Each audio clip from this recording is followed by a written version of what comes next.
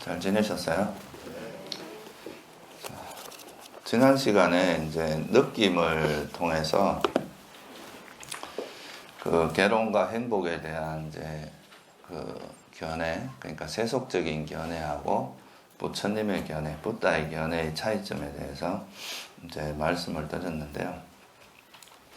그 부처님의 이제 견해가 우리가 소위 말하는 이제 팔정도에서 말하는 바른 견해고, 그 바른 견해를 이제 이해하는 것이 그 불교 수행을 하는데 이제 시발점이고 출발점이다. 이제 이런 말씀을 드렸어요.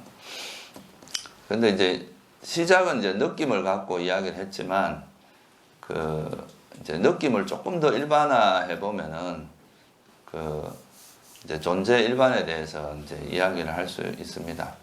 우리가 느낌이라고 하는 거는 사실 여러분들이 사실 존재하지 않으면 느낌은 일어나지 않잖아요. 그죠? 존재하기 때문에 일어나는 게 느낌이기 때문에. 그래서 이제 이 느낌을 통해서 우리가 행복과 괴로움을 느끼기 때문에 그것을 좀 더 일반화하면 이제 존재 전체를 일반화를 할 수 있는데, 그 전에 이제 여러분들이 먼저 이해를 하셔야 될 것 중에 하나가 이제 우리 불교에서 가장 많이 아마 여러분들이 듣는 말이 이 법이라는 말일 겁니다. 담마. 다르마라 그러기도 하고 법이라고 하기도 하고 하는데, 이제 이 법이라는 말을 아마 가장 많이 듣고 가장 많이 이제 접했을 거라고 생각하는데요. 지난 시간에 이제 우리가 느낌이라고 하는 것도 자세히 들여다보면, 우리가 보통 느낌이라고 하는 게 내가 행복하다 하면 그것도 느낌이고, 또 내가 괴롭다 하는 거 이것도 느낌이고, 내가 괴롭지도 않고 행복하지도 않다라고 하는 것도 느낌인데, 그 실제 느낌의 종류는 굉장히 다양하잖아요. 그죠? 그럼에도 불구하고 이제 그거를 전체적으로 우리가 묶어서 이제 느낌이라고 이야기를 하는데, 이런 식으로 이제 어떤 현상을 바라볼 때 그 현상이 가지고 있는 어떤 이제 중요한 속성 또는 특성, 이런 것을 그 기본으로 해서 이제 어떤 개념화해서 이제 언어로 만든 이런 게 우리가 이제 불교에서 말하는 담마입니다. 법이라고 하는 거라서.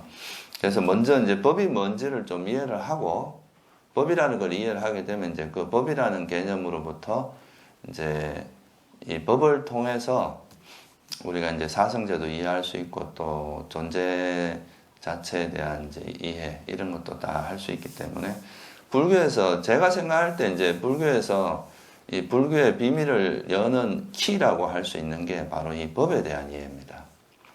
이 법을 잘 이해함으로써 이제 불교라는 것이 뭐라는 걸 이해할 수 있고, 법을 제대로 이해하지 못하면 계속 이제 헤매게 되는 그런 일이 발생합니다.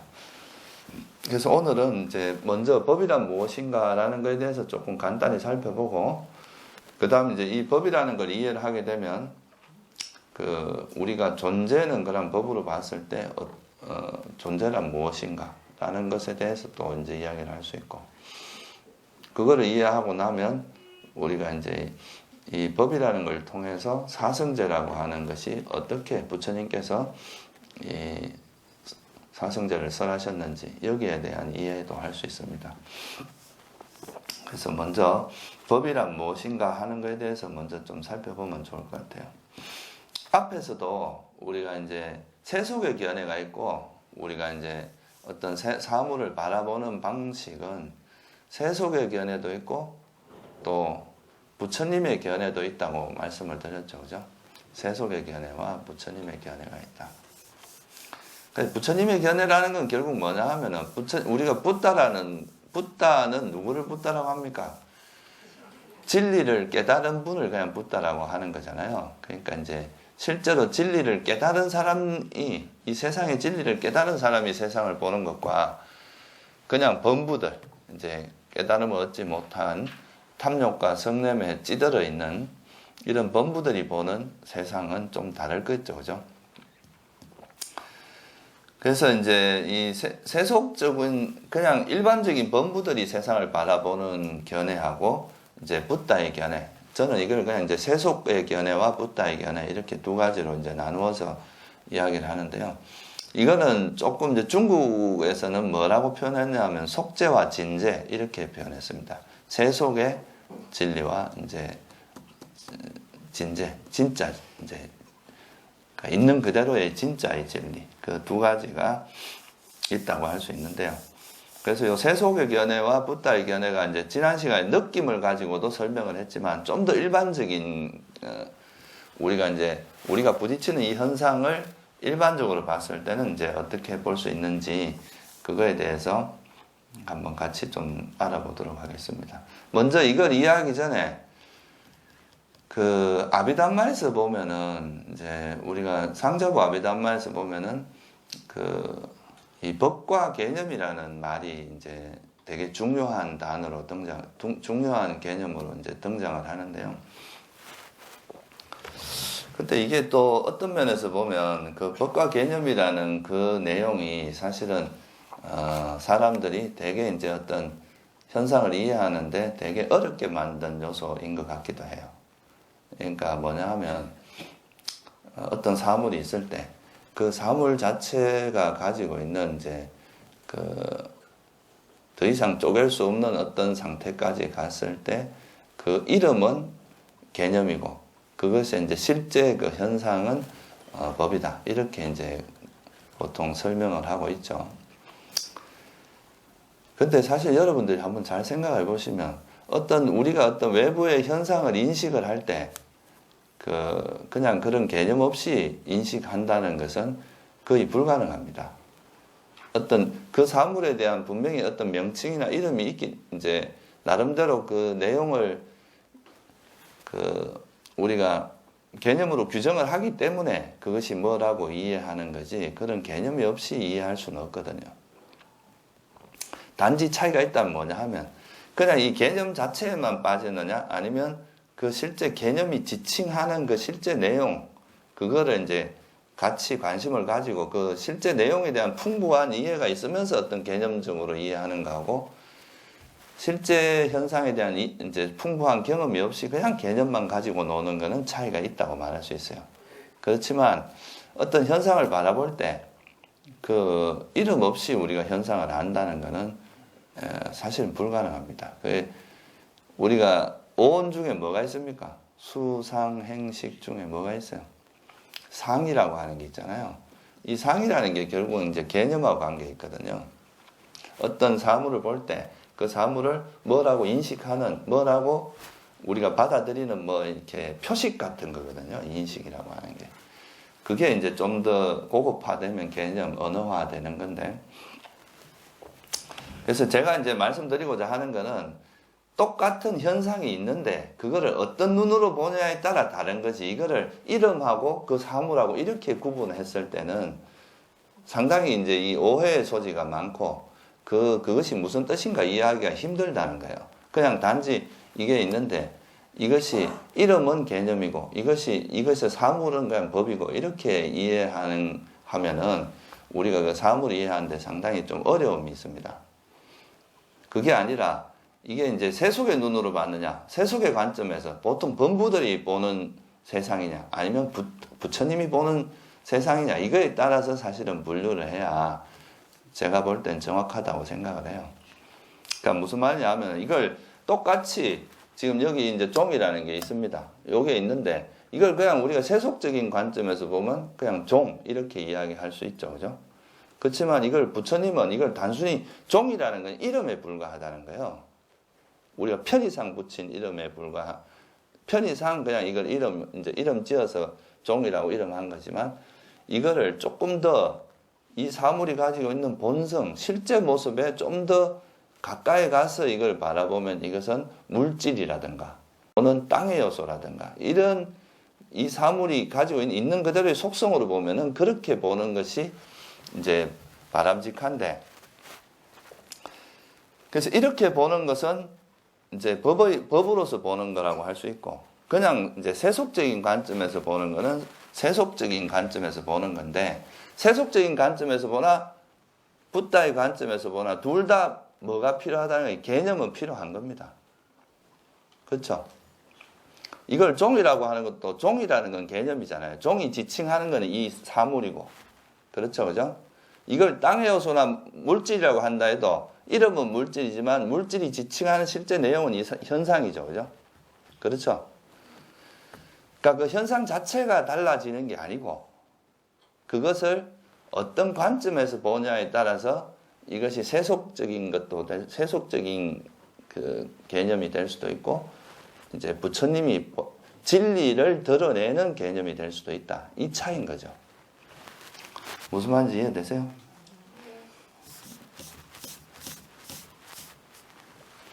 그래서 그런데 이제 아비담마에서 이거를 너무 제가 생각할 때는 좀 복잡하게 꼬아 놓은 것 같아요.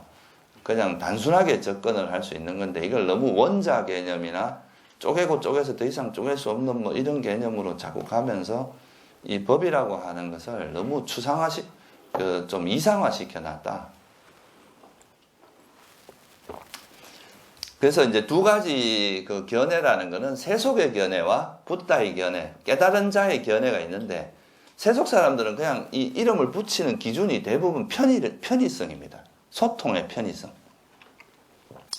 그 사물이 가지고 있는 본성 이런 쪽으로 이름을 붙이는 것보다는 소통의 편의성을 주로 이제 주된 게 되고요. 근데 부처님은 도대체 이 존재라는 것의 본질은 뭘까? 왜 존재가 이렇게 태어나서 병들고 늙고 병들고 죽어가는가? 이런 거에 관심이 있었기 때문에 그 사물이 가지고 있는 본성, 그러니까 실제 그 사물이 가지고 있는 속성, 특성 이런 거에 관심이 있었어요. 이거를 이제 전문 용어로 뭐라고 하냐 하면 부따라카나라 그래요. 부따라카나. 이건 뭐냐면 있는 그대로의 특성, 실상이라고 보통 중국에서는 이걸 실상이라고 번역을 했습니다. 실제 있는 그대로의 실제의 특성이다. 그러니까 이거는 우리가 이제 뭐 종이라고 이름 붙일 수도 있고 뭐 다른 나라에서는 벨이라고 이름 붙일 수도 있고 이름은 다양하게 붙일 수 있지만 이 사물이 가지고 있는 속성을 중심으로 이름을 붙인다면 이것은 어찌됐든 변형되는 게 특징이기 때문에 변형되는 속성을 갖고 있으니까 이걸 뭐라고 이름 붙일 수 있다는 겁니까? 물질이라고 이름 붙일 수도 있고 또 이것은 단단함의 특징이 있어요. 고체로서. 이런 것은 또 땅의 요소. 그러니까 이거는 이렇게 이름을 붙이는 것은 이 사물이 가지고 있는 특성에 따라서 이름을 붙이는 방식이고 그냥 우리가 종, 벨 뭐 이렇게 붙이는 것은 그냥 이 소통의 편의성 그런 걸 위해서 이름을 붙이는 건데 우리가 사물의 본질에 본성에 그 사물이 가지고 있는 실상을 접근하기 위해서 이제 이런 특성에 따라서 이제 이름을 붙이는 그런 방식으로 가야 우리가 이 존재계의 본질을 이해할 수 있게 되겠죠. 그래서 부처님은 뭐에 따라서 이 현상을 분류를 했느냐 하면은 뭐에 따라서 언어화했느냐 하면 이 사물이 가지고 있는 뭐요? 실상, 특성. 있는 그대로의 특성, 속성을 가지고 개념화하고 그 속성을 가장 잘 드러내는 언어로 표현을 한 겁니다. 물질이란 뜻 자체가 빨리어로 변형된다는 뜻이거든요. 그러니까 물질이라고 루빠라고 이름을 붙인 거는 이렇게 루빠라고 이름을 붙이는 그 이름 속에 벌써 이 사물은 변형되는 특징이 있구나라고 추측할 수 있다는 거예요. 여러분이 만약 탐욕이라고 이름을 붙이면 그 현상은 뭐라고 추측할 수 있어요? 탐욕이라는 게 집착하다는 뜻이 있으니까 이 현상은 집착하는 특성을 갖고 있구나. 이렇게 우리가 이제 이해할 수가 있겠죠. 그죠? 이렇게 그 사물이 가지고 있는 속성을 나타내는 언어로서 표현한 거, 이걸 우리가 뭐라고 하냐면 담마라고 합니다. 우리가 법이라고 하는 게 이 붓다의 관점에서 바라본 건데, 붓다의 관점에서 바라본다는 게 뭐냐 하면 그 사물이 가지고 있는 그대로의 특성, 소위 말하는 실상을 드러내는 언어로서 이제 개념화한 것. 그게 바로 이제 법이다. 좀 더 예를 들어보면, 여러분들이 다 아는 거지만, 아까 말했듯이 우리가 이제 정신현상 중에서도 예를 들어서 탐욕이라고 말을 하면은, 탐욕의 종류는 되게 많잖아요. 그죠? 내가 여자에 대한 탐욕도 있을 수 있고, 그죠? 여인에 대한 가래, 또는 돈에 대한 가래, 권력에 대한 것도 있을 수 있고, 또 뭐 자기가 명예, 그러니까 수학에 대한 가래가 있을 수도, 과학에 대한 여러 가지 가래가 있지만 그것이 가지고 있는 공통된, 그것이 가지고 있는 속성은 다 뭐예요? 그 대상에 집착한다는 특성을 갖고 있잖아요. 이런 것을 부처님께서는 통틀어서 다 뭐라고 표현을 했다는 거예요? 탐욕이다. 이렇게 표현해서 언어화해 놓은 이걸 우리가 법이라고 하고, 이 법이라고 하는 것은 이제 두 가지 뜻이 있는데요. 하나는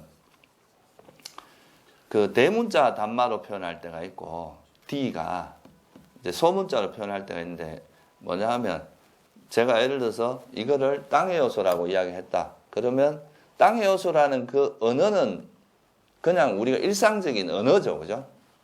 그렇지만 이 언어가 지칭하는 이 실제 이 내용, 이거는 뭐가 돼요? 그냥 현상 그 자체잖아요. 그죠? 그래서 이 현상 그 자체는 이제 우리가 보통 소문자로 단마 이렇게 표현하고, 이것을 표현하는 언어는 대문자로 단마라고 표현해요. 그래서 보통 대문자로 표현한 거는 부처님의 가르침, 붓다의 가르침, 우리가 보통 부처님께서 이렇게 법문해 놓으신 거, 이걸 보통 이야기하고요. 그 법문해 놓은 그 내용이 실제로 지칭하고 있는 그 실제 현상은 뭐라고 이야기할 수 있어요? 그러니까 그거는 현상 그 자체를 의미합니다. 무슨 말인지 이해가 되시죠? 그죠? 그래서 이 법이라고 하는 것은 목적 자체가, 부처님께서 이 법을 쓰라는 목적 자체가 사람들이 이 존재의 실상을 이해하도록 하기 위해서 당신이 깨달은 실상을 가장 잘 드러내는 언어로서 표현을 한 겁니다. 그러니까 당신이 뭔가 이제 현상의, 이 세상의 본질을 깨달았잖아요. 그죠? 깨닫고 나서 당신이 깨달은 바를 가장 사람들에게 잘 전달할 수 있는 언어로서 표현을 한 거예요. 그게 바로 이제 법이라고 하는 거죠. 뭐 또 다른 예를 들어보면 이제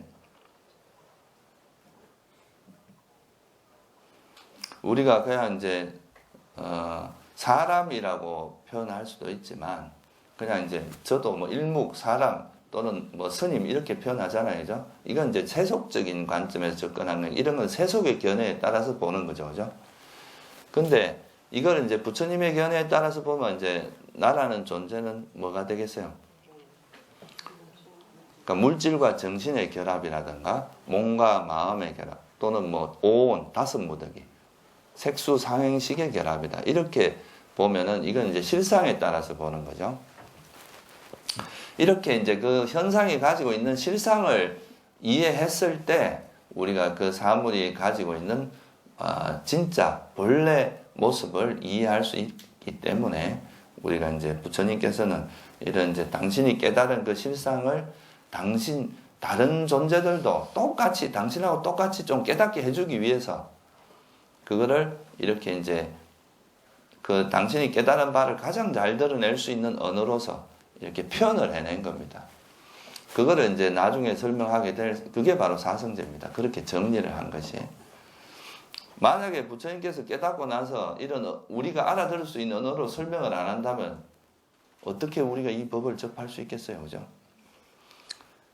당신이 깨달은 바를 이렇게 정리해서 법으로 설했기 때문에 우리도 그 법을 이게 소위 말해서 뭐가 되냐면 손가락이 되는 겁니다. 달을 가리키는 손가락이에요. 그러니까 부처님께서 언어로서 이렇게 표현을 했기 때문에 그 언어를 쫓아가다 보면 그 존재의 실상으로 접근을 하게 되는 거죠. 근데 이런 언어가 없으면은, 이런 개념이 없으면 어떻게 이 실상에 접근한단 말이에요. 여러분 스스로 찾아갈 수밖에 없죠. 여러분이 뭐 타심통이 있으면 부처님 마음을 싹 읽어가지고 저런 거구나 하고 가겠지만 그게 안 되니까, 그죠? 그래서 법이라는 것은 이제 정리를 해보면 법이라고 하는 것은 현상의 실상을 나타내는 거다.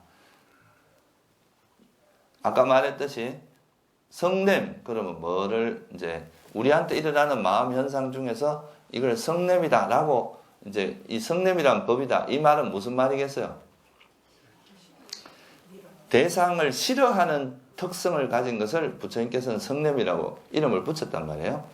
그러니까 내가 성냄이 일어났다. 이 말은 뭔가 내가 대상을 싫어하는 마음 상태가 일어났다 이 말이에요. 뭐 남편을 싫어하든 마누라를 싫어하든 또는 뭐 우리가 이제 정치인을 싫어하든 뭐 또는 돈을 싫어하든 뭐 자기가 싫어하는 그 대상을 어떤 대상이 있고 그 대상에 대해서 거부감, 싫어하는 마음이 일어났을 때 그걸 총체적으로 그냥 한꺼번에 묶어서 성냄 이렇게 표현했다. 그렇게 표현하는 것을 우리가 법이라고 표현을 하고요. 그 다음에 이제 뭐 이런 법의 관계를 좀 더 풀어서 설명하고 이건 뭐고 이렇게 이제 좀 자세하게 설명을 그러다 보면 이 이제 기본 이런 요소를 가지고 이래저래 설명을 하다 보면 부처님께서 말씀하시는 8만 4천의 법문들이 막 엄청나게 쏟아져 나올 수가 있는 거죠. 그걸 법이라고 한다. 그래서 이제 법을 보는 거는 우리가 이제 진제라고 하고 이제 세속의 관점에서 보는 건 속제 이렇게 표현할 수 있어요.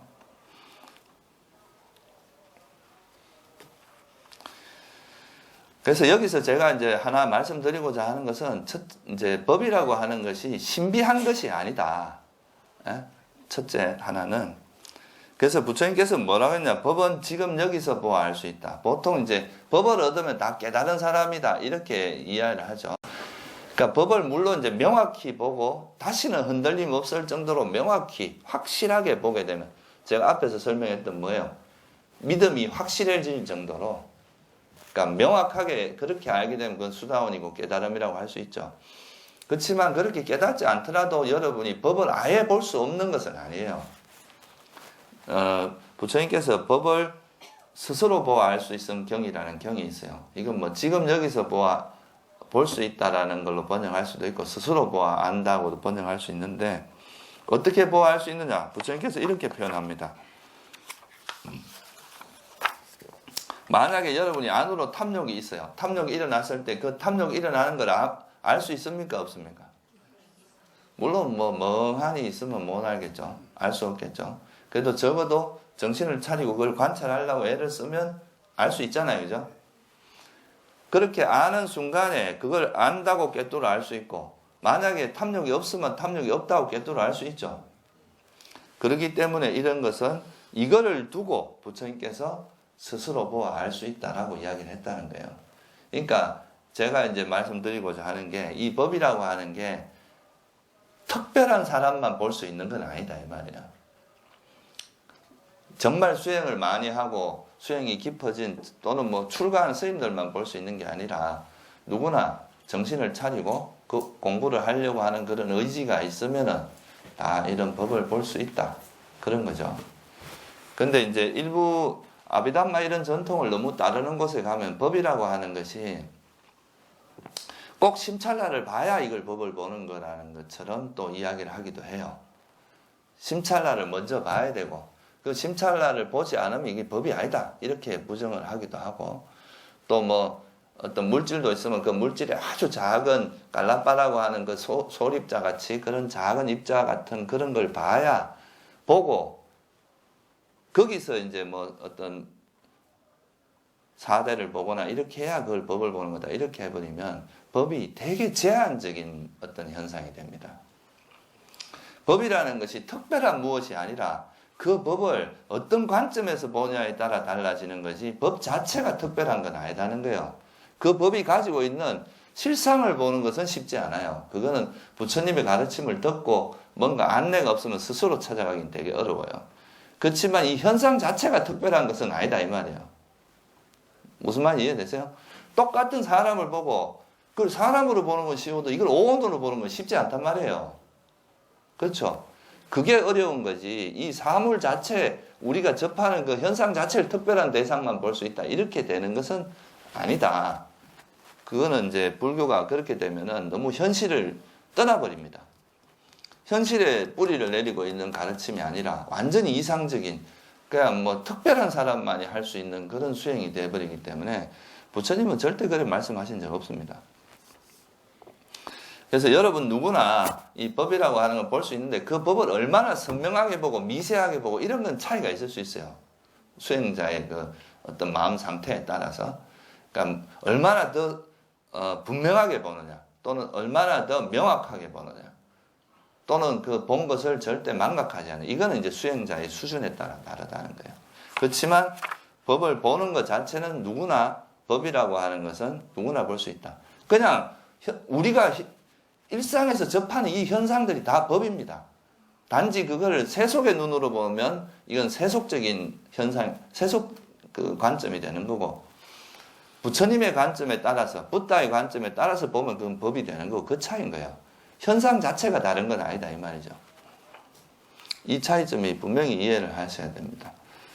그래야 이게 불교가 좀 더 현실에 기반을 둔, 그러니까 우리 삶과 직접적으로 관계 있는 가르침이 돼요. 이 일부 아비담마 이런 걸 좀 중시하는 전통에서 하듯이 너무 이런 막 아주 정제되고 막 그 대상 자체가 아주 특별한 대상만이 법이다 이렇게 보게 되면은 우리 현실하고 불교가 멀어진다는 거예요. 그 대신에 이제 뭐가 있느냐 하면 이렇게 법을 보는데 이건 탐욕이다. 이렇게 나한테 일어나는 현상을 보고 이건 탐욕, 이건 성냄, 이건 어리석음 이렇게 이제 그렇게 보는 것이 법을 보는 건데, 이걸 또 잘못해서 또 한 가지 여러분이 주의해야 될 건 뭐냐 하면 우리가 실제 그 법이 지칭하는 내용이 있잖아요. 무슨 말인지 이해되시죠? 법 자체가 있는가 하면 그 법의 이름이 있는가 하면 그 법이 지칭하는 내용이 있잖아요. 무슨 말이냐 하면 이걸 땅의 요소라고 합니다. 그죠? 땅의 요소라는 거는 이름이고, 그죠? 이걸 이제 우리가 좀 더 사람들이 알기 쉽기 위해서 부처님께서 이름을 붙인 건데, 근데 이 땅의 요소가 지칭하는 내용은 이 실제 사물, 이 현상이죠. 무슨 말 이해되죠? 이것도 땅의 요소입니다. 그죠? 이름은 똑같지만 내용은 다르잖아요. 그 안에서 그 이름이 지칭하는 내용은 다르다 이 말이에요. 그러니까 우리가 보통 수행을 한다는 의미는 뭐냐 하면 우리한테 일어나는 그런 수많은 실제 현상들을 많이 관찰을 하고, 그 현상들을 관찰을 하다 보면 이것이 가지고 있는 속성에, 특성에 따라서 아 이건 탐욕, 이건 땅의 요소, 이건 물의 요소 이렇게 구분할 수 있잖아요. 그죠? 간단하게 이제 그렇게 명확하게 단순하게 구분해서 우리가 이해를 하는데, 이 현상에 대한 충분한 관찰이 바탕이 되고 이 땅의 요소라는 말을 이해하는 거하고, 현상에 대한 관찰은 없고 이름만 이 언어만 가지고 노는 거하고 같겠어요, 다르겠어요? 당연히 다르겠죠, 그죠? 언어만 갖고 노는 거는 학자들이고, 무슨 말인지 아시겠어요? 이 언어만 갖고 노는 거는 그냥 논리적인 추론을 하는 거예요. 근데 수행자라는 건 뭐냐 하면 이런 언어를 활용해서 실제 실상을 보면서 그 사물의 본성, 존재의 실상을 스스로 깨닫는, 스스로 체득을 해야 된다 이거예요. 그냥 이 언어만 갖고 놀아도 재미있어요. 여러분 아비담마마 공부해도 엄청 재미있죠. 해본 사람들은 알 거예요. 이게 되게 논리적인 그런 구성이 있기 때문에 이 아비담마마 공부해도 되게 재미가 있어요. 근데 그거는 나무 이야기예요. 이 언어가 실제로 어떤 내용을 이제 우리한테 어떻게 일어나는, 우리한테 이 언어라고 하는 거는 우리한테 일어나는 그 현상을 부처님의 사고방식으로 이해하는 데 도움을 주는 거다 이거예요. 우리가 뭔가를, 축구를 여러분이 배우려면 축구에서 사용하는 용어를 알아야 축구를 이해할 수 있잖아요. 그죠? 골프를 배울 때는 골프에서 사용하는 용어가 있잖아요. 그래야 그게 우리가 뭐 하는 것마다 요건 뭐고 이렇게 이해를 해야 이해가 빨리 되고 빨리 습득이 되잖아요. 마찬가지로 우리도 부처님의 그 가르침이라고 하는 거는 그런 실상을 이해하기 위한 그 도움을 주는 것인데, 너무 실상은 보지 않고 이 이론, 그러니까 개념에만 놀아나게 되면 그거는 또 학문이 되어버린다 이거예요. 무슨 말인지 알겠죠? 그래서 실제로 이제 우리가 우리한테 일어나는, 자기 자신에게 일어나는 그 현상들을 관찰하면서 이 현상을 이해하는 방식으로 법을 활용해야 된다 이 말이에요. 아시겠죠? 부처님의 가르침이라는 게 그렇게 돼야지, 이 현상 자체는 관찰하지 않고 자기한테 일어나는 현상 관찰하지 않고 이론만 갖고 놀게 되면 그거는 이제 잘못하면은 그냥 이제 관념적인 관념 노름이 된다 그 말입니다. 그래서 여러분이 자기한테 일어나는 그런 마음을 계속 관찰하다 보면 탐욕의 베리에이션이 엄청나게 많은 탐욕의 베리에이션을 알게 될 거 아니에요, 그죠? 아, 이런 탐욕도 나한테 있구나. 아, 또 이런 거에 나는 이건 생각지도 못했는데 이런 데도 내가 집착했구나. 이런 이제 자기한테 일어나는 다양한 탐욕을 이제 직접 경험을 하게 되면 말은 탐욕이라고 한마디로 간단히 말하지만 그 속에 숨어 있는 건 수만 가지, 수천 가지 뜻이 숨어 있다인 거죠. 그걸 바탕으로 해서 탐욕이다. 내가 탐욕을 좀 안다 말하는가 하고 탐욕이라는 어디 뭐 그 말만 주워 들어가지고 그걸 갖고 탐욕을 안다 하는 건 천지 차이다 이 말이에요. 아시겠죠? 그래서 그런 것을 좀 주의를 해야 됩니다. 그러니까 이 법이라고 하는 것이 부처님께서 우리가 진리에 접근하도록 유도해주는 일종의 손가락과 같은 거다. 이제 이 법이라는 것을 여기서 말하는 법은 언어화된 걸 이야기하는 거죠. 이걸 가지고 이걸 통해서 이제 그 실상에 접근하도록 만들어주는 그런 가르침이라는 것을 이해를 하면 좋을 것 같아요. 그래서 이제 이렇게 실상에 따라서 이제 현상들을 분류를 했는데 이제 특히 나라고 하는 존재한테서 일어나는 현상들을 쫙 관찰해 보니까 이 현상들을 분류를 합니다. 분류하는 목적은 뭐냐 하면 이 존재에 대한 명확한 이해를 하게 하기 위해서요. 왜? 사람들이 제일 많이 집착하는 게 나라는 존재가 영원히 나라는 존재가 있는데 이게 영원히 행복하게 살고 싶은 이런 이제 애착이 있잖아요. 그러면 그렇게 하기 위해서 나라는 존재가 실제로 있는지 이게 나라는 존재가 맞는 건지 이런 걸 검토를 해봐야 되잖아요. 그거에 대한 이제 그 검토 작업이 바로 수행이라고 하는 겁니다. 그래서 자기 자신을 관찰을 해보면 존재가 구성되는 데 있어서 우선에 제일 크게 작용되는 게 우리가 살아있는 존재하고 생명이 없는 존재와 생명이 있는 존재의 가장 큰 차이는 뭐겠어요? 식이 있냐 없냐 그거 아니겠어요, 그죠? 어떤 외부 대상을 분별할 수 있냐 없냐 그 차이가 가장 큰 차이겠죠. 물질만 있는 존재는 외부를 분별하지 못하잖아요. 그래서 외부 대상을 아는 작용이 있는 것은 그걸 이제 수상행식으로 표현을 했는데 부처님은 이렇게 뭔가 아는 작용을 할 수 있는 것을 크게 나누어서 정신 이렇게 표현했어요. 나마라고 표현하고 그 정신이 작용하기 위해서 필요한 도와주는 서포트 해주는 것이 있어야 돼요. 그거는 이제 물질이죠. 그래서 항상 여러분이 이제 불교를 이해할 때는 머릿속에서 이제 항상 염두에 둬야 될 게 뭐냐면 부처님은 이거를 그냥 단순히 존재계의 본질은 뭘까라고 철학적인 관심을 가지고만 접근한 게 아니라는 거죠. 왜 접근했어요? 괴로움을 소멸하기 위해서잖아요. 그죠? 내가 이런 통찰이 괴로움을 소멸하는 데 도움이 되는 그런 통찰을 이끌어내고자 한 거니까 괴로움이 일어나는 제일 첫째는 뭐냐면 여러분이 만약에 식이 없다면 괴로움을 느낄 수 있습니까? 없습니까? 이런 돌은, 이런 무정물은 괴로움을 스스로 느끼지는 않잖아요. 그러니까 우리가 식이 있기 때문에 괴롭다, 행복하다, 뭐 이렇게 느끼게 된단 말이죠. 그죠? 그래서 이제 이 생명체가 있다는 것의 제일 큰 차이점은 바로 이제 이 의식이 있다는 겁니다. 그래서 이 의식이 있기 때문에 이 의식이 이제 작용되는 의식이 있는 그거를 우리가 정신으로 분류를 하고 의식이 없는 상태는 이제 물질로 이렇게 크게 먼저 분류를 했어요. 그게 이제 물질과 정신 이렇게 분류한 거죠, 부처님께서. 근데 이제 물질과 정신으로 분류를 했는데, 그 정신적인 거는 또 보면은, 가면 이 정신 중에서도 부처님은 괴로움과 괴로움의 소멸에 이제 가장 큰 목적을 뒀기 때문에, 이제 이 정신을 분류하는 데 있어서도 가장 중요한 기준이 뭐였느냐면, 이 마음 상태가 괴로움이 일어나게 하는 원인이냐, 괴로움이 소멸되게 하는 원인이냐.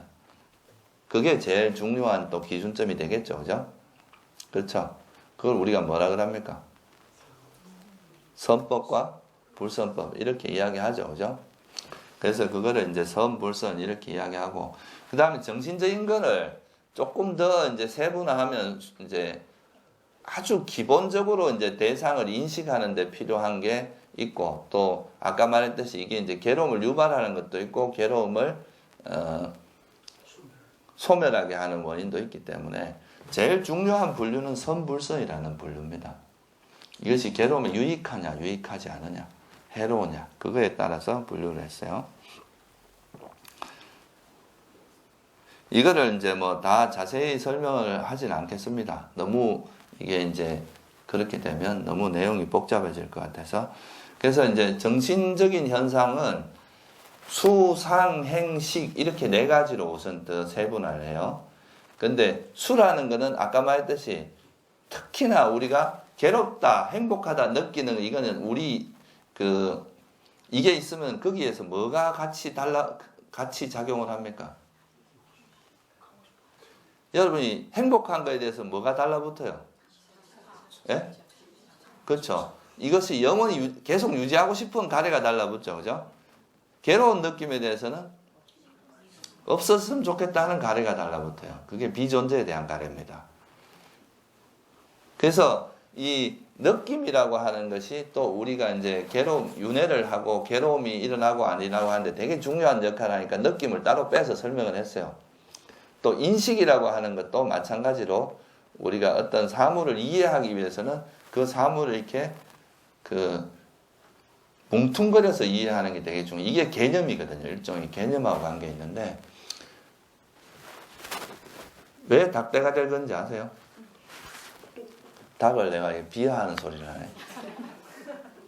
그러니까 보통 이제 지능이 낮은 동물들은 옷만 다르게 입고 와도 다른 사람으로 인식을 한대요. 근데 우리 인간은 안 그렇잖아요. 아무리 머리 모양이 바뀌고 옷을 바꿔 입어도 똑같은 사람으로 인식을 할 수 있잖아요. 이런 게 인식의 능력이거든요. 그러니까 인식하는 이제 틀이 훨씬 더 유연성을 가지고 있다는, 고등동물일수록. 그건 뭐냐면 훨씬 더 많은 폭을 가지고 하나의 사물로 인식한다는 거죠. 그렇죠?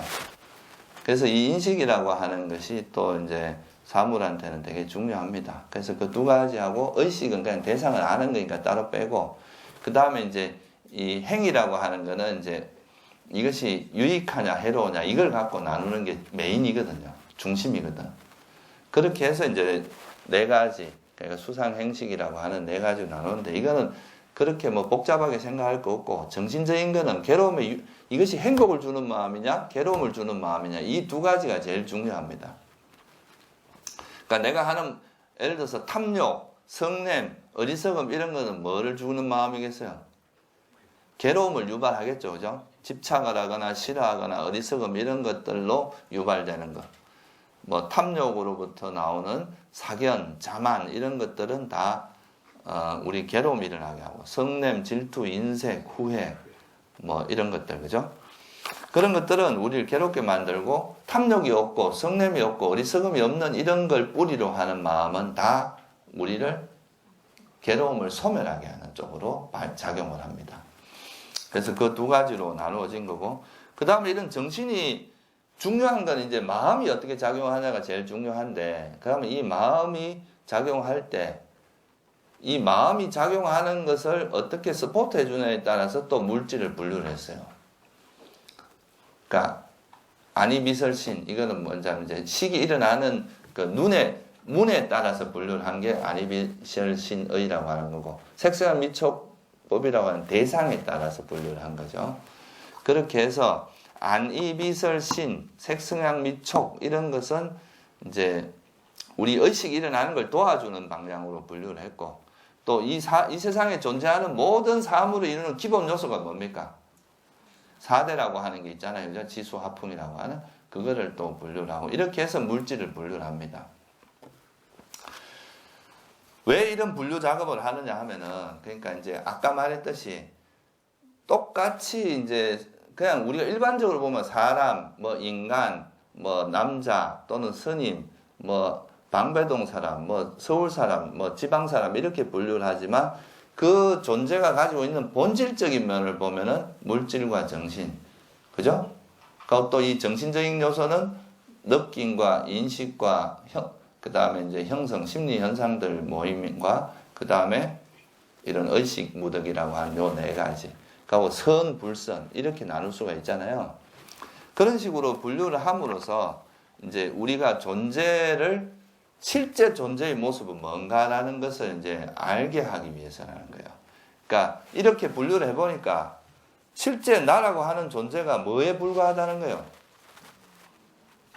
우리는 나라는 것 속에 뭔가 대단한 게 들어앉아 있을 거라고 계속 생각을 했는데 막상 이제 나라고 하는 존재를 계속 관찰해 보니까 내가 나라고 생각하는 그 실제 내용을 보니까 정신적인 것과 이 정신적인 걸 떠받쳐주는 물질적인 것, 이 두 가지밖에 없더라는 거예요. 이거 외에 아무것도 없더라는 거예요.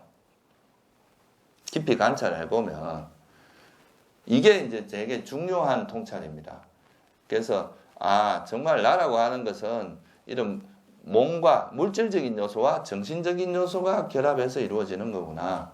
정신적인 걸 조금 더 이제 자세하게 분류를 하면 느낌, 인식, 그 다음에 이제 쌍카라 형성의 무더기, 행원이라고 하죠. 그 다음에 이제 의식이라고 하는 요 네 가지. 이 행원, 그러니까 이 행원을 좀 더 분류를 하면 선과 불선 이렇게 또 나누어져요. 그래서 이렇게 보니까 이제 여기서 우리가 뭘 알 수 있느냐 하면은 나라고 하는 존재 자체가 우리는 되게 이제 신비로워서 이 속에는 겉으로 보이는 건 이런 것밖에 없지만 이 속에 들어가 보면 뭔가 자아라든가 영혼이라든가 진화라든가 이런 게 숨어 있을 거라고 예상을 했던 거죠. 다 기대를 하고 이랬는데 나라는 존재를 실제로 관찰해 보니까 나라고 하는 존재는 결국은 이 물질적인 것과 정신적인 것들로 이루어져 있다. 그래서 이걸 경전에서는 뭐라고 하느냐면 이 나라고 하는 존재는 단지 다섯 무더기일 뿐이다. 우리가 마치 수레가 있을 때 수레 바퀴가 있고 수레가 있고 뭐 있으면 그 수레라는 이름이 있을 뿐인 것처럼 우리 존재라는 것도 이런 다섯 무더기가 이렇게 결합되어 있는 걸 그냥 존재라고 이름 붙이는 거지 이 존재가 실제로 지칭하는 그 내용은 뭐라는 거예요? 물질과 정신 또는 정신을 네 가지로 더 나누면 다섯 무더기라고 하는 오온, 우리가 맨날 아침 저녁으로 독상하는 그 반야신경에 나오는 오온 있죠, 그죠? 색수상행식이라고 하는 그 색오는 물질을 의미하고 수상행식은 정신을 의미합니다. 근데 여기서 또 부처님께서 한 걸음 더 나아가 봤어요. 그러면 도대체 왜 그러니까 물질과 정신 드러나는 것만 드러나는 걸 관찰하신 거죠. 그럼 이 물질과 정신이라고 하는 걸 왜 드러나는가? 그죠? 왜 이렇게 일어나는가를 관찰해 보니까 사람들은 조물주가 창조한 것이다 이렇게 말하기도 하고 또 어떤 사람은 뭐라고 이야기해요? 그냥 우연히 만들어진 거다. 그냥 우연 발생이다. 이렇게도 이해하는데 부처님께서 이렇게 깊이 들여다보니까 이 세상에 있는 모든 건 다 원인이 있더라. 그냥 일어나는 게 아니라 원인을 가지고 일어난다는 거죠. 우리가 그랬잖아요. 옛날에는 우주도 그냥 하나님이 창조했다 이렇게 이야기했지만 요즘은 그렇게 생각하는 사람은 있죠. 물론 이제 종교인들은 그렇게 생각하겠지만 과학자들은 다 이게 빅뱅에 의해서 생긴 거라고 이야기를 합니다. 그러니까 그게 다 원인이 있다는 거죠. 이 세상에 일어나는 모든 것. 여러분이 정신적인 현상도 그냥 일어나는 게 아니라 다 뭐가 있어요? 원인이 있다 이거예요. 그래서 그 다음에 뭐냐면 세상에 있는 모든 법들은 이 세상에 있는 모든 것들을 계속 관찰해 보니까 그 관찰의 그 현상들은 다 뭐를 가지고 있다는 거예요? 원인이 있다. 조건에 의해서 발생한다. 이거를 발견하신 겁니다. 그게 두 번째 또 위대한 발견이에요. 원인이 있다는 거죠. 모든 현상들의 원인이 있어요. 그거를 이제 발견을 했어요. 그래서 이제 가만히 보니까 그러면 이 세상에 있는 모든 것은 조건에 의해서 발생한 거란 말이에요. 이 현상은 뭔가 조건이 있고 이 조건에 의해서 일어난 거라는 것이니까 조건에 의해서 만들어졌다는 것은 다른 말로 하면 또 뭘 의미하냐면 조건이 다하면 사라질 수밖에 없다. 그죠? 여러분이 이제 어떻게 어릴 때 부모님과 또 여러분 업과 이런 것이 이제 인연이 돼서 태어났지만 또 이게 그런 조건들이 다 할 때쯤 되면 어떻게 돼요? 이제 죽을 수밖에 없다. 그러니까 우리가 조건에서 만들어졌다는 것은 그 조건이 다 하면 사라진다는 뜻이에요. 이 우주조차도 수명이 있잖아요. 그죠? 그러니까 뭐 하물며 우리 인간의 몸이라는 거야 뭐 말할 것도 없겠죠. 그래서 이 세상에 있는 것이 다 조건 지어진 법이다라는 것을 한마디로 말해서 뭐라고 하냐면 형성된 법이라고 이야기합니다. 그러니까 조건에서 형성되었다 이 말이고, 이걸 조금 더 전문적인 용어로 이야기하면 연기된 법이라고 해요. 경전에서는 연기된 법이라는 표현을 씁니다. 형성된 법, 연기된 법 다 똑같은 말이에요. 근데 이제 형성된 법을 또 다른 말로 중국에서 뭐라고 번역하냐면 유위법이라고 번역을 했어요. 있을 유자에다가 할위자, 할위라는 것은 뭔가 이제 조작이 있다, 뭔가 만들어졌다 이런 뜻이에요. 그냥 만들어진 법이다 이 말이거든요. 그래서 이 세상에 있는 모든 것은 형성된 법이다. 조건에서 만들어졌다. 이게 이제 굉장히 중요한 어떤 그 포인트입니다. 그러니까 이 세상에 있는 나라고 하는 존재를 보니까 전부 물질과 정신인데, 이 물질과 정신은 다 조건에 의해서 일어나더라. 뭔가 원인이 있더라. 그리고 이 원인에 의해서 일어났기 때문에 이걸 형성된 법이라고 한다는 거예요. 형성된 법이라는, 그래서 그 말은 뭐냐 하면 형성된 법은 어떻게 된다는 겁니까? 부처님께서 마지막 열반하시면서 하신 말씀이 뭐예요? 형성된 법은 소멸되기 마련인 법이다. 형성됐다는 것은 뭔가 조건에서 만들어졌다는 건 조건이 다 하면 사라질 수밖에 없기 때문에 그 시간 문제지, 그죠? 뭐 즉시 사라지거나 좀 더 오래 걸리거나 그 차이는 있겠지만 이거는 반드시 소멸될 수밖에 없는 그런 운명을 타고났다. 그래서 소멸된다는 것은 뭘 의미하냐면 형성된 법의 속성이 뭐라는 뜻이에요? 영원하지 않다.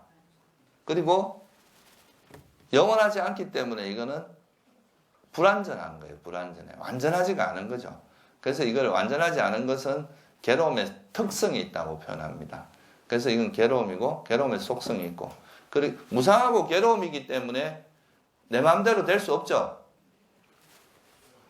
왜 그래요? 무상한 것은 사라지지 말라 한다고 하면 내 마음대로 되려면 사라지지 말라 하면 안 사라져야 되는데, 무상한 것은 사라질 수밖에 없잖아요. 또 괴로움인 것은 괴로움이 일어나지 말라 하면 안 일어나야 되는데 내 마음대로 된다면, 근데 괴로움인 것은 괴로움이 일어날 수밖에 없잖아요. 그래서 이거는 내 마음대로 안 된다. 그래서 무상하고 괴로움인 것은 뭐라는 뜻입니까? 내 마음대로 안 된다. 무아의 의미가 아예 없다라는 뜻이 아니고요. 그 현상을 주재하는 그러니까 주체가 없다는 뜻이에요. 뭔가 이 안에 변하지 않는 실체가 있어서 우리 삶을 주도하는 그런 게 없다 이런 뜻입니다. 그래서 다른 말로 하면 통제할 수 없다. 내 마음대로 되지 않는다 이런 뜻이에요. 그래서 이게 바로 뭐예요? 그러니까 이제 우리가 있는 아까 느낌에서 했던, 지난 시간에 했던 느낌에서 했던 것처럼 이 세상에 있는 모든 현상들을 특성에 따라서, 그것이 가지고 있는 특성에 따라 분류해 보니까 물질과 정신의 법이고, 정신의 법은 좀 분류해 보면 아비담마에서는 52가지로 분류를 하는데 실제 경전상에서 나오는 거 보면 한 30여 가지 정도 됩니다. 그리고 또 물질 같은 경우는 한 17가지 정도 돼요. 그래서 이게 다 합쳐봐야 유한계예요. 뭐 숫자가 중요하지 않아요. 기껏 해봐야 한 5, 60개 정도밖에 안 됩니다. 그 분류해봐야 이 현상 자체가.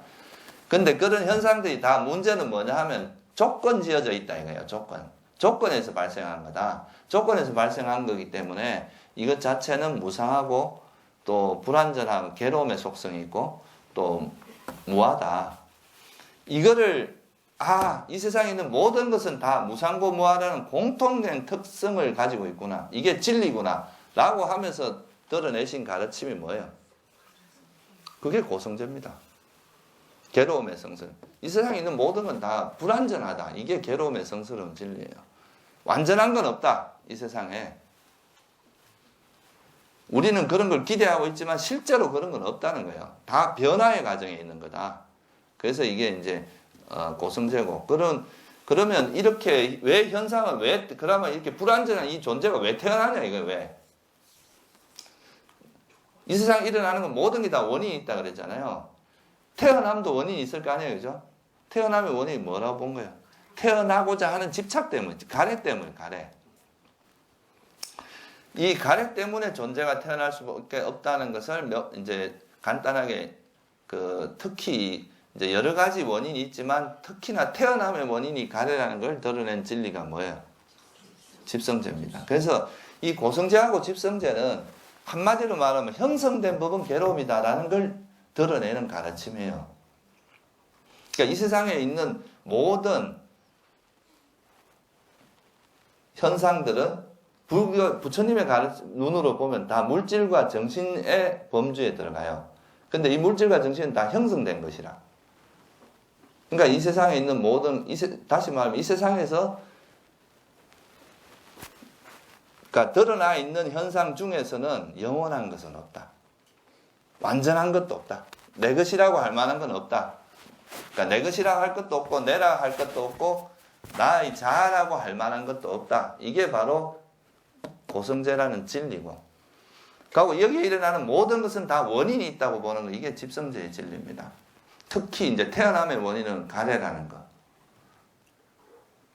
이거는 뭐냐면 우리가 사는 이 세상의 본질에 대해서 명확하게 드러낸 진리의 가르침이에요. 물리학에서 제일 어려운 게 이제 통일장 이론이라고 있습니다. 모든 필드에 다 통하는 그런 이제 이론을 만드는 건데, 그게 사실 쉽지가 않아요. 물질 세계라도 쉽지가 않습니다. 아무도 아직 성공을 못 했거든요. 근데 부처님은 이 물질 세계뿐만 아니라 정신 세계 이 모든 거에 다 공통으로 통하는 진리를 발견했어요. 그게 뭐예요? 원인이 있다는 거. 모든 이 세상에 있는 모든 것은 원인이 있다는 거. 그리고 또 그렇기 때문에 형성된 법이기 때문에 다 무상하고 괴로움이고 무한하는 거. 이거를 발견하신 거죠. 그렇기 때문에 이런 이제 이것이 본질적으로 가지고 있는 조건지어진 속성 때문에 비록 행복한 느낌이라고 할지라도 그게 뭐라는 거예요? 그래서 부처님께서는 이 행복한 느낌조차도 괴로움의 특성이 있다고 말한 거예요. 이게 조건지어진 특성 때문에 그렇습니다. 그러니까 결국 이건 뭐냐 하면 이 세상에서 태어난 것은 또는 생겨난 것은 다 뭐라는 거예요? 불완전한 거예요. 이 생겨난 이 상태로 완전할 수는 없고 항상 이 불완전하고 이거는 소멸될 수밖에 없는 그런 운명을 가지고 있다는 거죠. 그래서 존재하면서 완전한 행복을 실현할 수는 없다. 완전하면서 존재하면서 어떻게 행복을 실현할 수 있느냐. 그게 바로 뭐예요? 고성제의 내용입니다. 그래서 이 우리 세상에 있는 모든 현상을 법으로서 분류를 하고 이 법의 공통된 특성을 찾아보니까 뭐가 있다는 거예요? 무상고 무한한 공통된 특성과 조건에서 일어난다는 그러니까 이건 결론적으로 이 세상에서 존재하는 모든 현상들은 괴로움이다. 괴로움과 행복의 구조로 봐서는, 그죠? 괴로움의 특성이 있다고 드러낸 가르침이 바로 이제 고성제와 고성제고, 이건 원인이 있다고 하는 집성. 그러니까 이거는 괴로움의 구조로 정리한 거예요, 이거는. 그러면 존재 자체가 괴로움이라면 여러분이 행복은 뭐겠어요? 존재로부터 벗어나는 거. 예? 태어나지 않는 거. 태어났다 그러면 죽을 수밖에 없고, 태어난 존재는 괴로움을 겪을 수밖에 없는 운명을 타고났어요. 그러니까 이제 이런 윤회로부터 벗어나는 것만이 괴로움에서 완전히 벗어날 수 있다. 근데 문제는 그거예요. 그게 실현 가능하냐? 이렇게 물을 수도 있잖아요. 그죠? 이론적으로는 맞지만 실제 그게 가능하냐? 이렇게 물을 수도 있는데 부처님께서 당신 스스로 그것이 가능함을 보여준 거예요. 그게 무여열반이 드시는 게 그런 겁니다. 가능을 하는데 난 안 될란다. 나는 그래도 중생 제도를 계속 할란다. 이런 게 더 웃기는 이야기거든요. 사실은 알고 보면. 이제 정말 이런 게 가능하다면 그걸 실현을 몸소 보여주는 것이야말로 최고의 법문이다 이거예요. 그거보다 더 좋은 법문이 어디 있어요? 당신이 말한 걸 실정해 보이는 건데. 근데 말은 이거 안 태어난다 해놓고 뭐 그래도 난 중생제도를 하려고 계속 태어날 거야 이런다면은 그거는 그 말이 사실인지 아닌지 누구도 증명하지 못하는 거 아니겠어요, 그죠? 그래서 부처님께서는 사실 그 무여열반에 드는 그 모습, 무여열반에 드는 그걸 보여주는 것이야말로 정말 최고의 최고의 법문입니다. 그거야말로 정말 뭐 말이 필요 없는 법문이다 이거죠. 그래서 그 이제 형성된 법이 괴로움이라면 형성되지 않는 것, 형성되지 않는 그걸 우리가 뭐라고 하냐면 불교에서는 열반이라고 합니다. 이 가래로부터 벗어나는 것은 해탈이라고 보통 표현을 하는데, 이 이제 완전히 벗어나서 그런 더 이상 태어나지 않는 그런 상태가 되는 것, 더 이상 불꽃이 일어나지 않는 그런 상태를 열반이라고 한다 이거죠. 실제 이제 해탈이라는 말은 부처님 당시에도 다른 전통에서도 있었다고 이야기를 해요. 그런 용어 자체가 자연화교에서도 해탈이라는 표현을 썼고 이제 다른 전통에서 쓰는데, 이 열반이라는 표현은 부처님께서 최초로 쓴 그런 단어고, 후에 이게 또 다른 종교에도 영향을 미치긴 하지만 하여튼 불교의 특성이 그렇잖아요. 다른 종교는 어때요? 태어나서 영원히 천국이나 어디 태어나서 영원히 사는 이걸 꿈꾸잖아요. 그죠?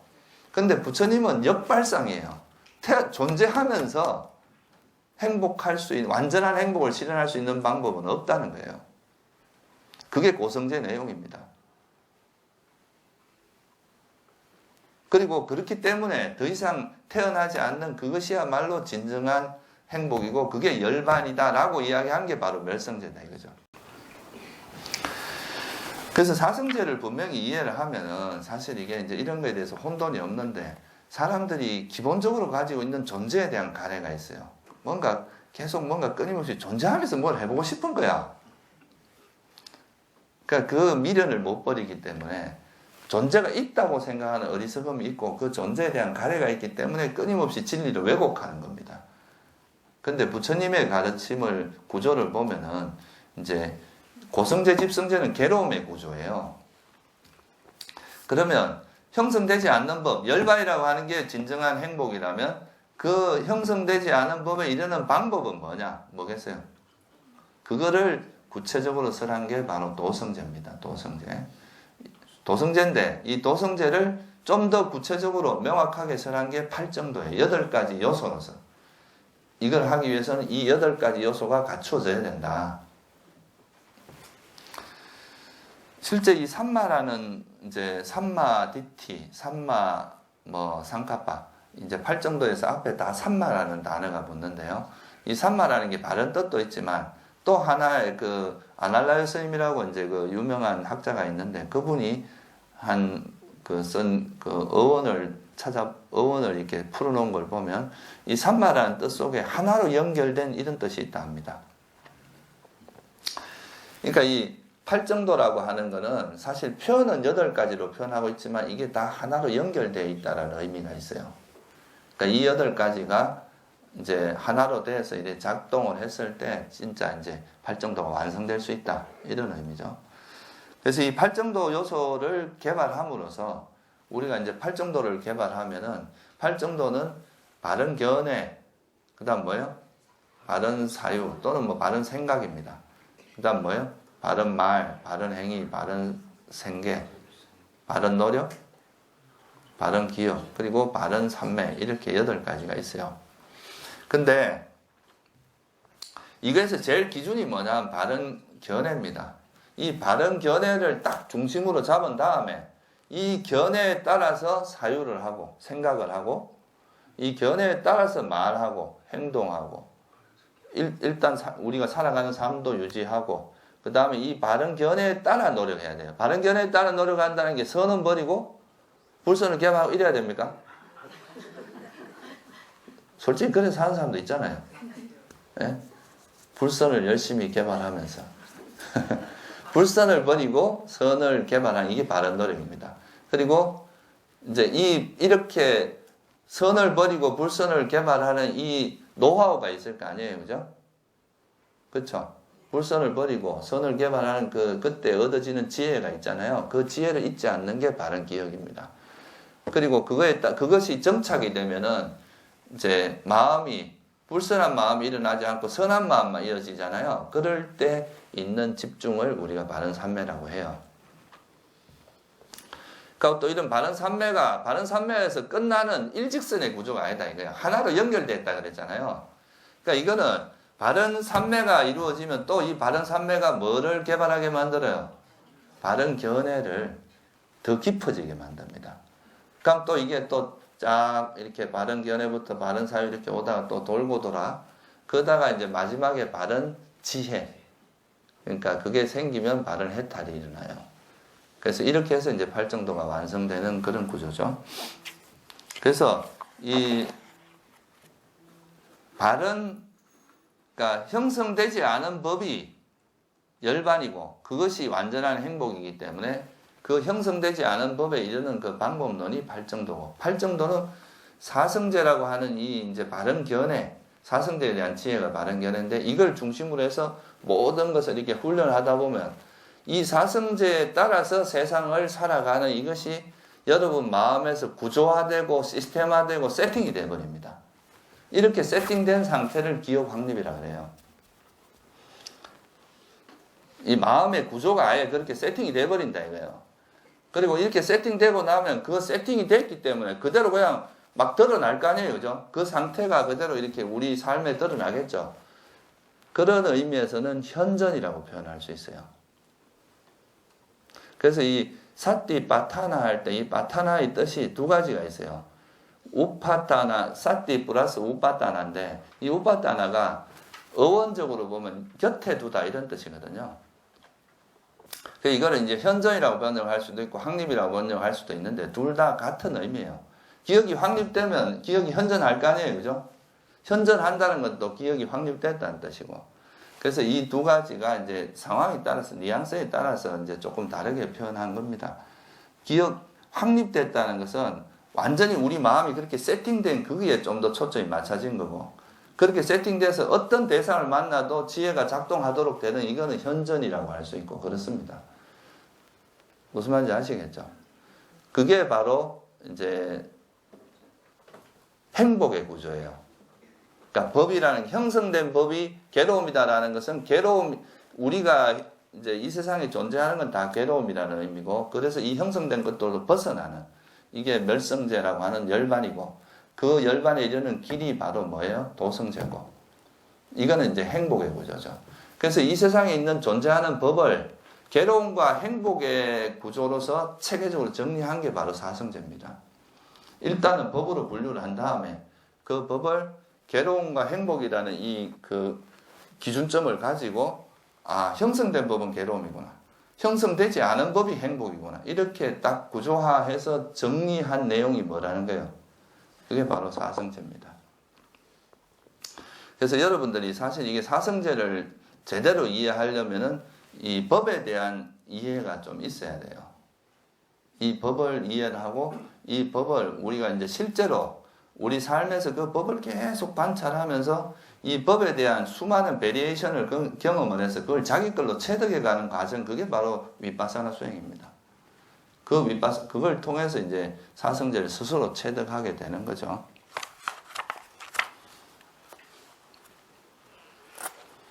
오늘은 여기까지만 하겠습니다.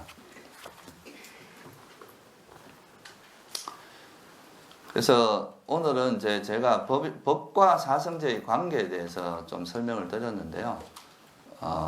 이게 사실은 불교에서 가장 핵심적이고 또 조금 어려운 내용이긴 해요. 여러분이 이거를 이제 조금 더 명확하게 이해할 수 있게 되면, 혹자들은 그런 이야기를 할 수도 있습니다. 이런 이야기를 하는 것이 이건 너무 이론적인 거 아닌가 이렇게 생각할 수도 있는데, 여러분이 잘 생각해 보면 여러분이 수다원이 되는데 첫 번째 걸림돌이 뭐냐 하면 바로 사견입니다. 이 사견을 깨는 게 되게 어려워요. 실제로 자기가 그 사견이 어떤 사견이 있는지조차도 잘 몰라요. 지금 여러분들 이런 걸 공부하는 게 다 사견을 깨는 작업들입니다. 이 사견이 깨지지 않고 여러분이 수행 경험만 자꾸 하고 이제 실제 테크닉을 가지고 수행만 한다고 해서 그게 수행이 잘 되는 게 아니에요. 그렇게 하면은 마음은 삐뚤어져 있는데 여다가 계속 뭐 수행 경험만 자꾸 쌓이면 어떻게 되겠어요? 삐뚤어진 마음이 더 삐뚤어집니다. 니 해봤어 이러면서 또 자기 주장을 하게 돼요. 난 경험까지 했다 이거거든요. 그래서 사실 이런 이제 바른 그 견해를 여러분이 계속 이제 배워 나가고 그걸 실제로 관찰하면서 이게 바로 바른 견해구나 하는 거를 스스로 체득해가는 이런 과정이 수행에서는 굉장히 중요합니다. 이게 되고 나면 그 다음은 다예요. 수다원만 되고 나면 그 다음은 안 되는 거는 네. 꿈은 크게 가져야지. 아니 뭐 시간 문제죠. 뭐 언젠가는 될 거 아니에요. 네. 오늘 여기까지만 하겠습니다. 다음 시간에 또 나머지 이야기는 하기로 하고요. 몇 가지 이야기만 좀 인사 한번 드릴게요. 정념 선생님 일어나봐. 정념 선생님이 그동안 이제 그 개를 받고 와서 뭐 좀 건강도 그렇고 해서 좀 쉬고 있었는데요. 이제부터 좀 우리 선언에서 이제 우리 월명 선생님이 총무 지금 소임을 맡고 있는데 혼자서 또 할 수 있는 게 한계도 있고 해서요. 또 이제 정념 선생님이 우리 선언에서 뭐 교육 프로그램이라든가 교육에 관련된 거를 우리가 일반절에서 교무라고 이야기를 해요. 교육에 관련된 거를 맡아서 하는 거를. 그래서 요번에 이제 뭐 스님들하고 회의를 해가지고 이제 정념 스님이 교무 소임을 맡기로 했습니다. 그래서 오늘부터 공식적으로 이제 하기로 해서 인사하는 거니까 인사해요.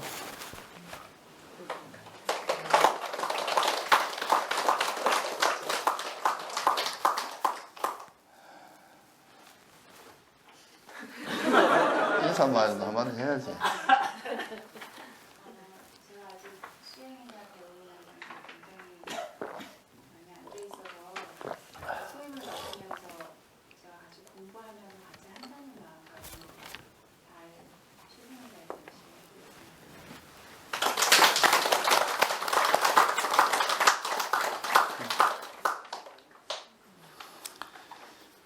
그리고 우리가 이제 요번 주죠, 그죠?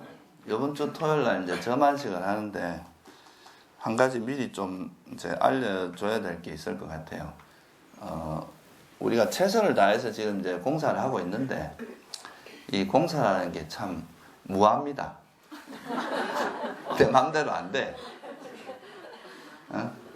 이게 뭐 우리가 생각했던 것보다 또 일이 많고 또 이번 겨울이 되게 추웠잖아요.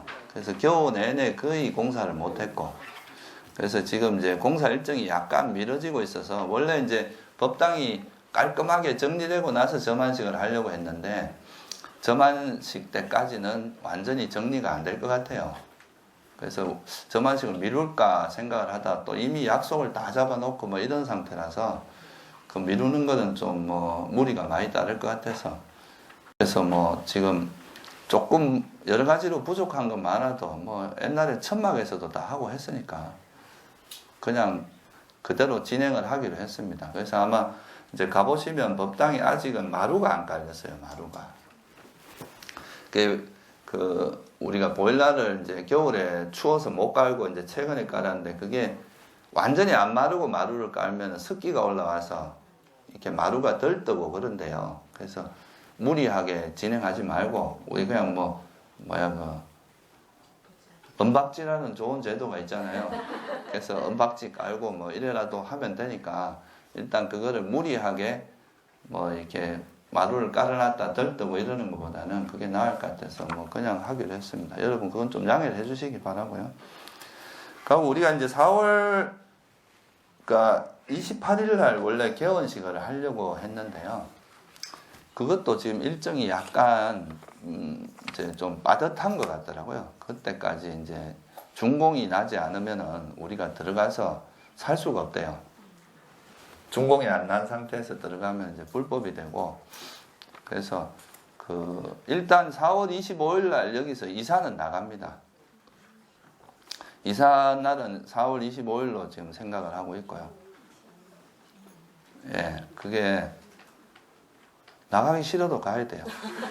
여기서 쫓겨난 게 아니라 이제 새로운 이 집을 이제 팔렸는데 그 새로 들어오는 분이 25일 날 들어오기로 했대요. 그래서 이제 25일 날은 우리가 이사를 해야 될 것 같고요. 그래서 그날 좀 시간이 되시는 분들은 그날은 뭐 크게 도울 게 있겠나 싶어요. 제 생각으로. 어차피 우리가 포장 이사를 할 거라서. 그래도 뭐 시간이 되시는 분들은 좀 도우면 좋을 것 같고, 뭐 그건 향후에 알리기로 하고, 28일 날 이제 원래 그 개원식 하기로 한 거를 그때는 뭐 아마 뒷정리하고 이런 것도 좀 필요할 거니까 그때 와서 좀 도와주시면 좋을 것 같고, 그래서 개원식은 초파일하고 같이 엎어서 그냥 했으면 좋겠다 싶어요. 예, 그게 이제 행사를 2번 하고 일하기에도 우리가 지금 이제 사실 스님들도 많지 않고 해서 사실 이 큰 집이 이사 가는데 준비해야 될 게 되게 많아요. 홈페이지도 뭘 해야 되고, 뭐 프로그램도 해야 되고, 뭐 지금 뭐 이거 법요집도 지금 개편 작업을 하고 있고 여러 가지 일들이 많아서 이제 그 4월 28일 하는 건 도저히 무리고, 그래서 이제 초파일 행사 겸 그냥 개원식을 하고요.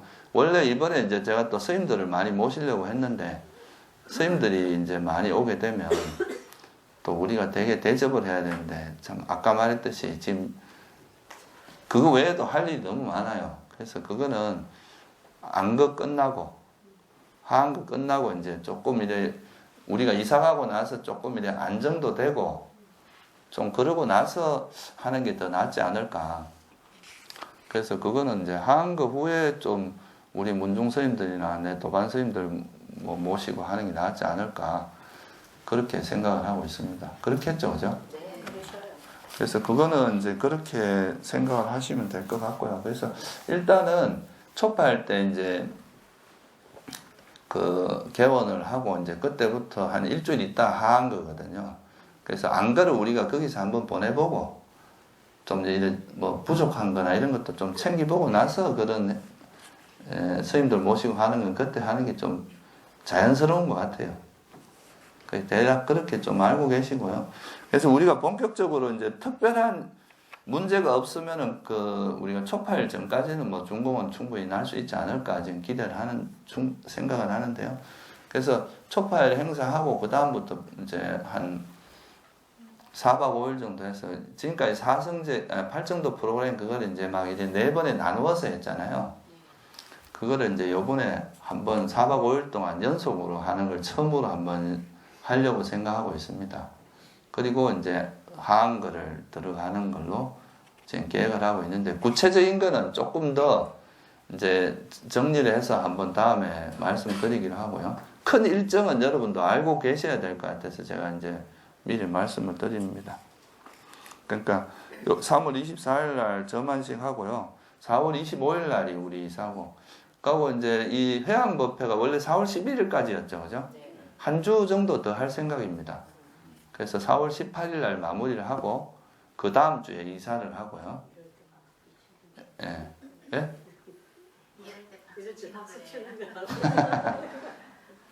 그렇죠.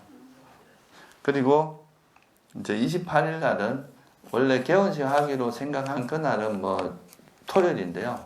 그 사람들도 좀 들어오시고 해서 뭐 이래 그 뒷정리하는 거 좀 도와주는 쪽으로 하고, 그리고 5월달 좀 뭐 초파일 준비 좀 하고 하다가 이제 22일 날 개원식 하는 그런 일정으로 좀 알고 계시면 좋을 것 같습니다. 네.